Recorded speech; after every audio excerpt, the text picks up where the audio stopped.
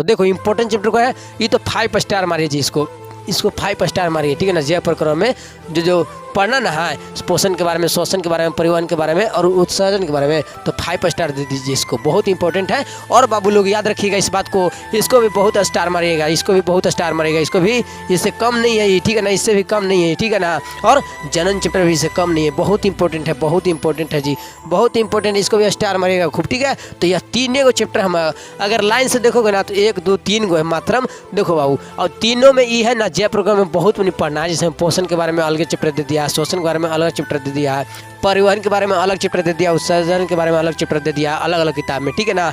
और हर किताब में कोई किताब में दिया है कि जय प्रकरण में सिर्फ इसी को एकदम सरल तरीके से बता दिया गया है, और कोई किताब में कि अलग अलग चैप्टर दे दिया है। तो आप पढ़ लीजिएगा, मात्र जय प्रकरण पढ़ना है, नियंत्रण पढ़ना है, जनन पढ़ना है, बस इतना ही को पढ़िए और परीक्षा में गर्दा मचा दीजिएगा, ठीक है ना। आप लोग हंसिए कि वाह क्या मजा आ गया सर, बहुत मजा आ गया, कम समय में तैयारी बड़ा मस्त हो गया, ठीक है ना। तो इसको और इसको नहीं ध्यान दीजिएगा, ठीक है ना, इस पर ज़्यादा ध्यान नहीं दीजिएगा और इस पर ध्यान न दीजिएगा, ठीक है ना। देखिए पढ़ना है सब, लेकिन जिसको नंबर लाना होगा अच्छा ना पक्का कर रहे हैं जी, आप इसको पर ध्यान दीजिएगा, पूरा जी जान लगाकर इस पे जी जान लगाकर फोकस करिएगा, जी जान लगाकर इस पर फोकस करिएगा, ये और ये दोनों पर फोकस मत करिएगा। आपको चाहे ऑब्जेक्टिव हो चाहे सब्जेक्टिव हो, गर्दा मचा के बनाइएगा परीक्षा में, ठीक है ना।